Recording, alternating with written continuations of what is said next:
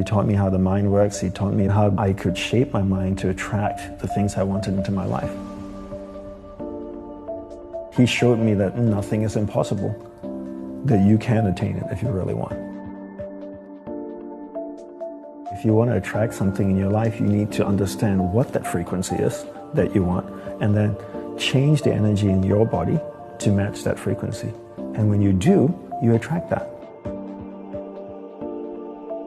A lot of people talk about this law of attraction and stuff, but I never really understand it or explain it properly. And I think sometimes the New Age world can just get away by saying all kinds of, the law of attraction, and do this and do that, and it will attract it into your life. But there's no practical steps or actually understanding the science of how these things work. But once you really understand it and then put the hard work into it, these amazing tools have been around for millenniums. Monks have been using it for thousands of years. And you do affirmations a bit different. You kind of have 3 things that you do that makes them special. Concise choice of positive words, clear visualization, and feeling. And feeling being the most important component, because feeling is emotion, and emotion is energy, and energy is magnetic. Tesla had the saying, if you want to find the secrets of the universe, think in terms of energy, frequency, and vibration. Everything is made up of energy, and that energy is vibrating at a certain frequency. And your job is to match the frequency of what you want. Because that's harmony, right? If your team here can match your frequency, then you're all in alignment and on the same page. And then you work together. It's like a flock of birds that just flow in harmony. You see them flying in the sky. They never crash into each other. They all fly in harmony. It's like the old radios, right?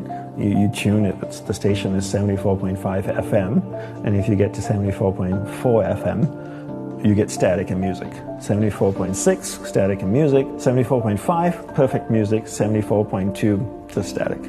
And so your goal is to tune your energy to match the frequency of what you want. And then that's when that attraction comes. Concise positive words, clear visualization, and corresponding feeling. Right? The feeling is emotion. So when I say corresponding feeling, if you want something, you need to match the frequency of what you want. So remember what Tesla said, think in terms of energy, frequency, and vibration. So the same thing with concentration, right? Concentration is a science and an art. A science because there are clear steps that you need to take to work towards a goal, and an art because it requires repetition and practice, right? So I always say that concentration is a science and an art, and learning how to concentrate, you have to understand the mind. Right, so as I shared before, that you're not the mind, rather you're pure awareness moving through different areas of the mind. And I define concentration as my ability to keep my awareness on you for an extended period of time until I make a conscious choice to shift it to something else. So most people allow someone or something outside of them to control where their awareness goes. So I'm chatting with you, my phone goes bing, I pick it up. My awareness gets dragged there. Another notification comes, my awareness goes there. I see a noise out there, I hear a noise out there, my awareness goes over there. Right? So my ability to keep my awareness on you or something for an extended period of time is my ability to concentrate. Your whole day needs to be filled with rituals, and you need to look at your life the same way an Olympian might look at his or her life, where the whole day is filled with rituals. And in the monastery, we meditated as a group for 1 hour a day. That's all we meditated. People always think that monks meditate all day and they're slowly sweeping the sidewalks. But we don't. Meditate 1 hour a day. What are we doing the rest of the day? Gurudeva taught us to practice concentration. Not to practice mindfulness, practice concentration. So if you're speaking with another monk, you give that person your undivided attention. That's what we practice all day. And I think people take a different approach right now. They think, if I meditate for 10 minutes in the morning, I'm good, I'm zen. And the rest of the day I can just do whatever I want to do. And the rest of the day is constant multitasking. So I'm doing many things at once in a poor way. So what do you become good at? You become good at whatever it is you practice. Because practice doesn't have the ability to discriminate between what's a positive practice and what's a negative practice. So if you practice something negative all the time, you become really good at it. So if you practice distraction all the time, 10 hours a day, what do you become good after 6 months? Distraction. Anybody practicing anything for 10 hours a day becomes really good at it.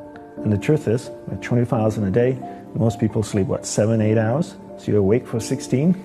And out of the 16 hours, are they only practicing distraction for 7 or 8 hours? Probably more like 13 or 14 hours a day of practicing distraction. So if you do that 7 days a week, imagine if you practice playing the piano 14 hours a day, 7 days a week. How good would you be after 6 months? So how good are people at distraction? If you look at most people out there, they are, you're talking about mastery, they have mastered the art of distraction.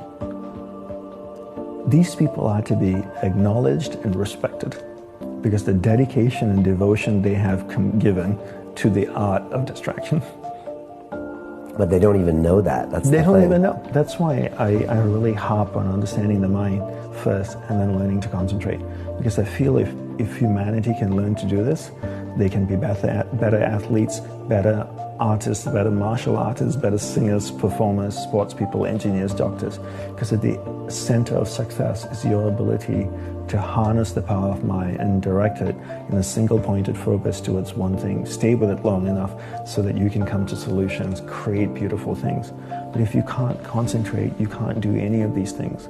And we can't solve the problems of the world.